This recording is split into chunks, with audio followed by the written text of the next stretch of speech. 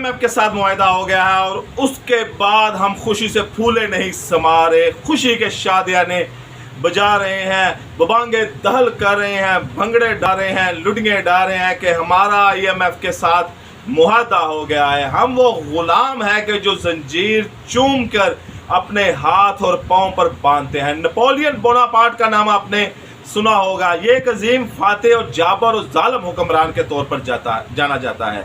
اس کو بھی ایک خط تھا کہ یہ پوری دنیا کو فتح کرنا چاہتا تھا۔ اس کے دور میں جو برطانیہ تھا اس کو یہ کہتا تھا کہ یہ اسٹیٹ آف شاپ کیپر ہے، یعنی کہ یہ دکانداروں کی قوم ہے۔ ملکہ وکٹوریہ نے صنعتی انقلاب سے پہلے برطانیہ کے حالات ہم سے بھی زیادہ خراب تھے۔ ان کی 90% عوام خطۂ غربت سے نیچے زندگی گزارتی تھی، کھانے کو 2 وقت کی روٹی نہیں تھی، پہننے کو کپڑے نہیں تھے، اور برطانیہ ڈیفالٹ سے بھی زیادہ بری جو صورتحال تھا اس کا شکار تھا۔ ملکہ وکٹوریہ نے پورے برطانیہ کو دکاندار بنانے کا فیصلہ کیا۔ اس نے ڈرائنگ روم توڑوا کر ان میں دکانیں بنائی۔ اگر آج بھی آپ برطانیہ جائیں تو آپ کو ہر مکان کے نیچے ایک دکان ملے گی۔ جب یہ دکانیں بن گئی تو یہاں پر چیزیں بکنا شروع ہو گئی۔ جب یہاں پر چیزیں بکنا شروع ہو گئی تو صنعتی پہیہ چلنا شروع ہو گیا اور برطانیہ میں ایک صنعتی انقلاب آ گیا۔ نپولین بوناپارٹ اسی برطانیہ کو فتح کرنا چاہتا تھا، لیکن یہ برطانیہ کو دکانداروں کی قوم کہتا تھا۔ اس نے برطانیہ کے اوپر چڑھائی کر دی، لیکن اس کی خیالی کے الٹ ہوا۔ پورے برطانیہ نے، جسے نپولین بوناپارٹ جس کو پوری دنیا شکست نہ دے سکی، برطانیہ نے اس کو شکست دی۔ انہی دکانداروں نے شکست دی جن کو یہ مذاق اڑاتا تھا۔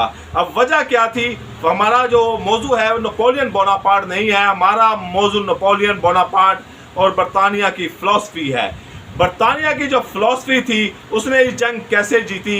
جب ان کے پاس اکانومی مضبوط ہو گئی، جب ان کے پاس پیسہ زیادہ، ان کے پاس اسلحہ، بارود، گھوڑے، نیزے، بھالے خریدنے کے بھی پیسہ زیادہ آ گیا۔ لیکن فرانس اور نپولین بوناپارٹ اس وقت اقتصاد بازاری کا شکار تھے، بے روزگاری کا شکار تھے۔ جو اکانومی تھی وہ لنگڑی لولی نہیں بلکہ مفلوج تھی۔ فرانس کے پاس پیسہ نہیں تھا، یہ جنگ و جدل کر رہا تھا، اور برطانیہ کے پاس اس نے اپنی تمام قوم کو دکاندار بنا کر اکانومی کو اتنا مضبوط کر لیا تھا کہ ہر مکان کے نیچے دکان، اس میں ایک بزنس مین بیٹھا ہوا ہے اور انڈسٹری چل رہی ہے اور پیسہ آ رہا ہے۔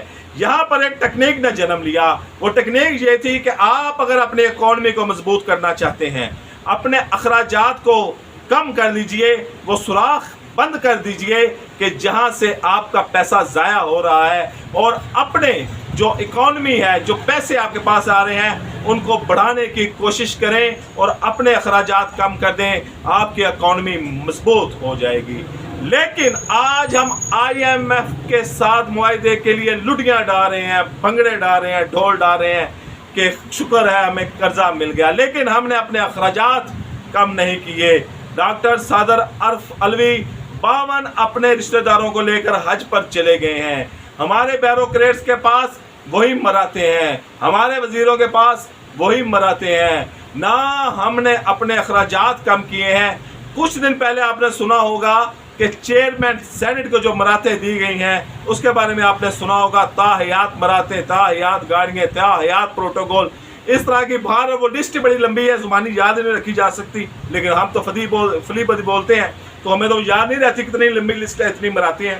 لیکن جب تک آپ اپنی مراتے کم نہیں کریں گے، جب تک آپ یہ اپنی عیاشیاں ختم نہیں کریں گے کہ 52 افراد لے کر آپ حج پہ چلے جاتے ہیں، حالانکہ حج صاحب استطاعت پہ فرض ہے، سرکاری خرچے کے اوپر، عوام کے پیسوں کے اوپر حج نہیں ہوتا۔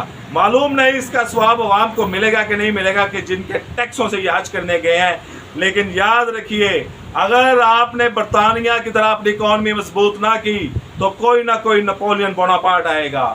آج ہم اس صورتحال کا شکار ہیں کہ ہماری عوام 90% سے زیادہ بلو دی پاورٹی لائن چلی گئی ہے۔